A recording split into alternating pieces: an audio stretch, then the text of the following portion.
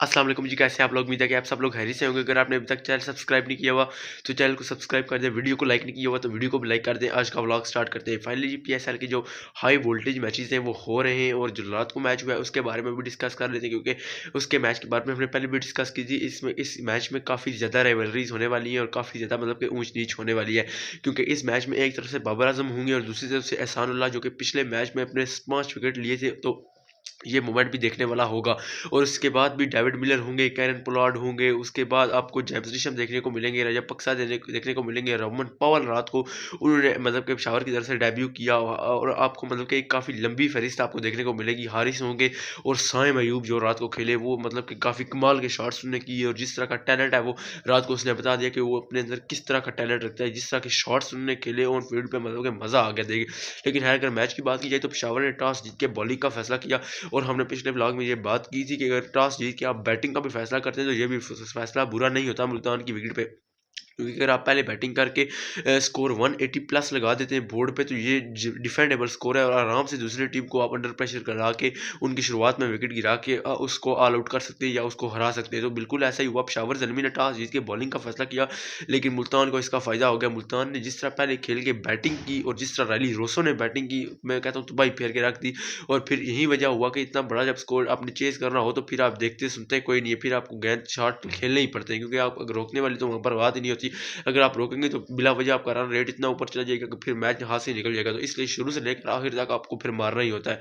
तो यही कुछ हुआ पेशावर ज़ल्मी के साथ रात को। जिस तरह का वो खेले इतना बुरा भी नहीं खेले, लेकिन वो एक मोमेंट जहाँ पे वो रन आउट हुआ तो वहाँ से बस वो मैच का पासा पलटा और उसके बाद पेशावर ज़ल्मी की वो एक लाइन जो लगी, जो हमने पिछले व्लॉग में बात की थी कि ये लाइन लगती है ये बड़ी बुरी होती है, तो वो लाइन लगी। उसके बाद वो पेशावर ज़ल्मी के हाथ से वो मैच निकल गया।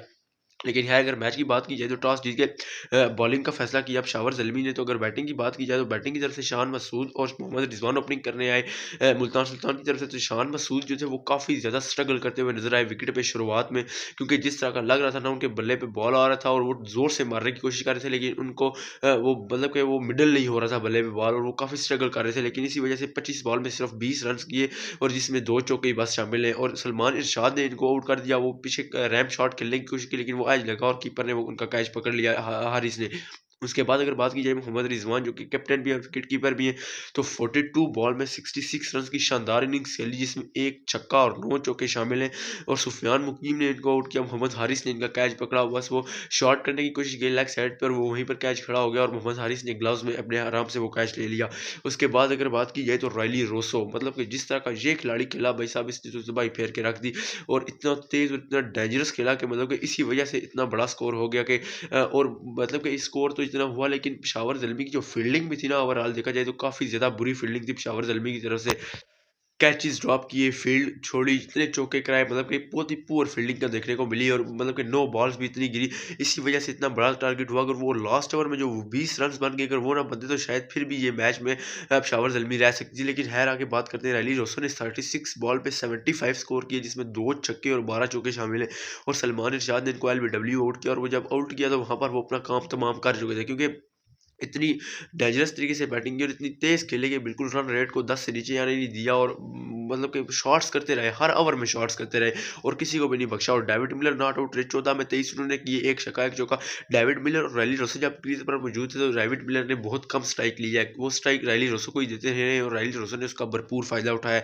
उसके बाद अगर बात की जाए कैरन पोलार्ड, तो कैरन पोलार्ड पे तो लास्ट जितने भी 2 ओवर थे वहाँ पर तो उन्होंने तबाही फेर के रख दी भाई साहब। वहाब रियाज को तो लास्ट ओवर था जो पहली बॉल पे छक्का, वो फिर नो बॉल भी हो गई और फिर उसके बाद एक और नो उन्होंने फेंक दी, उस बॉल में भी चौका लगा और भी सिंगल डबल लगे और ओवरऑल लास्ट ओवर में 20 रन बन गए और इतना बड़ा मतलब कि टारगेट सेट हो गया कि वो चेजेबल तो था, लेकिन वो बहुत ही थ्रिलिंग टारगेट था। वो टारगेट आपको चेज कर रहे हैं तो शुरू से लेकर एंड तक आपको शॉट्स करने होते थे। 211 का रन काफ़ी ज़्यादा बड़ा टारगेट रख दिया पेशावर ज़ल्मी के सामने। तो 210 नया 211 टारगेट था। 3 विकेट के नुकसान पर मुल्तान सुल्तान ने 20 ओवर में, जिसमें 11 एक्स्ट्रास के थे, जिसमें 3 नो बॉल के 5 वाइड के और 3 लेग बाइज के थे। तो ये बैटिंग लाइन थी, बैटिंग कार्ड था जो कि मुल्तान सुल्तान की तरफ से था। अगर बॉलिंग की बात की जाए तो 2 विकेट सलमान इरशाद ने लिए, 1 मुकीम ने लिया और बाकी कोई भी बॉलर विकेट लेने में कामयाब नहीं हुआ। उसके बाद अगर पेशावर ज़ल्मी के बारे में बात की जाएगी वो किस तरह खेले, तो शुरू में आकर हारिस और बाबर आज़म, हारिस बाबर आज़म तो खैर नॉन स्ट्राइक लाइन पे ही खड़े रहे, हारिस ही खेलते रहे। हारिस ने काफ़ी ज़्यादा अच्छा स्टार्ट दिया, 23 बॉल में 40 रन उन्होंने किए, 4 चौके 4 छक्के और 1 चौका उन्होंने लगाया। लेकिन बाबर आज़म को जब बाबर आज़म तो पहले ही आउट हो गए थे, क्योंकि जो हमने पहले भी बात की थी कि जो राइवलरी होगी बाबर आज़म और एहसानुल्लाह के दरमियान, तो उसमें एहसानुल्लाह कामयाब हो गए। अपनी पहली ही बॉल में बाबर आज़म को आउट करके रख दिया, मतलब कि आउट क्लास वो LBW किया, और वो एंड पे जाके रिजवान ने वो रिव्यू लिया और इस रिव्यू में कामयाब हुए और बाबर आजम आउट हो गए। 41 रन पे पहली विकेट गिर चुकी थी और वहां पर एहसानुल्लाह वो राइवलरी जीत गया, और वो मोमेंट एहसानुल्लाह के लिए काफ़ी ज़्यादा कीमती होगा, क्योंकि इतने बड़े वर्ल्ड क्लास बैटर को उन्होंने आउट किया था। उसके बाद अगर बात की जाए तो सैम अयूब और मोहम्मद हारिस, ये जब तक दोनों क्रीज पे खड़े रहे, नया चैलेंज, और अगर इनको देखो तो ये मतलब कि छोटे बच्चे नजर आते हैं और काम बहुत बड़े करते हैं। जिस तरह के शॉट्स खेले सैम अयूब ने, जिस तरह के शॉट्स खेले, और वो आसिफ अब्बास अफरीदी को जो छक्का लगाया सैम अयूब ने, वो एक पीछे स्कूप टाइप, तो वो मतलब कि देखने लायक था। और जिस तरह का वो शॉट था, जितनी मरतबा देखो उतनी मरतबा आपको मज़ा आता है, और बहुत ही मज़े का वो शॉट था। लेकिन खैर 37 बॉल में 53 इन्होंने भी किए, 3 छक्के और 3 चौके इन्होंने लगाए, और हारिस ने 33 बॉल में 40 रन किए, 4 छक्का 1 चौके। तो मैच बदला वहां से, जहां से मोहम्मद हारिस रन आउट हो गए। अगर वहां से रन आउट ना होते, और मतलब के जिस तरह की वो एक पार्टनरशिप चल रही थी, और पार्टनरशिप क्या चल रही थी कि वो शॉट्स पे शॉट्स खेल रहे थे दोनों तरफ से, मोहम्मद हारिस भी और सैम अयूब भी, और लेफ्ट हैंड राइट कॉम्बिनेशन भी था, और मतलब कि ये इस तरह का जो मैच चल रहा था वो अच्छा था। लेकिन जहाँ पे रन आउट हो गए, वहां से मैच का पासा पलट गया, और फिर उसके बाद कोई भी खिलाड़ी ज़्यादा देर तक क्रीज पर टिक नहीं पाया। फिर रोमन पवल ने भी कुछ कोशिश की शॉट्स लगाने की, कुछ लगाए भी शॉट्स, लेकिन वो मैच को एंड नहीं कर पाए। उसके बाद अगर बात की जाए तो टॉम पुलर का डिमोर, जो कि पिछले मैच के हीरो थे, 92 रन की शानदार इनिंग्स खेली थी, तो वहां पर वो भी आज आउट हो गए। उनको मुसमा मीर ने चलता किया, और कार्लोस ब्रैथवेट ने उनका कैच पकड़ा, शॉट लगाने की कोशिश की, और वो कैच थमा बैठे, सिर्फ 3 रन किए। उसके बाद अगर रमन पवल की बात की जाए तो 12 बॉल में 23 रन इन्होंने भी किए, 2 छक्के 1 चौका लगाया, और इनको अब्बास अफरीदी ने आउट कर दिया, डेविड मिलर ने इनका कैच पकड़ा। ये जब तक क्रीज पर थे, 1-2 शॉट्स खेले, काफी अच्छे शॉट्स खेले, लग रहा था कि मैच को शायद क्लोज कर पाए, लेकिन वो भी आउट हो गए। उसके बाद रजापक्से की अगर बात की जाए, काफी ज्यादा अच्छे प्लेयर है, श्रीलंका की तरफ से खेलते हैं, और मतलब कि काफी प्रेशर मोमेंट्स में इन्होंने परफॉर्म करके दिखाया है। लेकिन ये भी कुछ नहीं कर पाए, 3 बॉल में सिर्फ 1 रन किया, और समा मीर के हाथों चलते बने, और कैरन पोलार्ड ने इनका कैच पकड़ा। उसके बाद अगर बात की जाए निशम की, तो निशम ने 1 छक्का 1 चौका लगाया, लेकिन वो भी फिर अब्बास अफरीदी की गेंद पर चलते बने, सिर्फ 12 रन किए।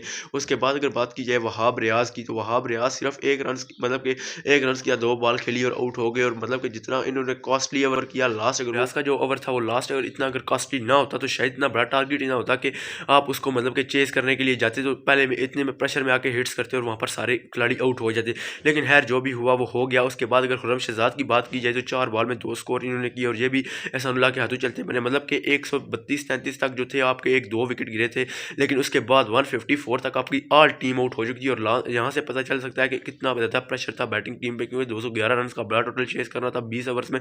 तो ये फिर होता है इस तरह के मैचेस में, और मतलब कि वो एक ही मतलब कि 10-20 रन के दरमियान पूरी टीम आउट हो गई। और अगर बॉलिंग की बात की जाए तो टोटल जो 154 स्कोर किया 10 विकेट के नुकसान पर, 18 ओवर में ऑल टीम आउट हो चुकी थी, और एक्स्ट्राज 6 आए, जिसमें 1 नो बॉल का 1 वाइड का और 4 लेग बाइज के थे।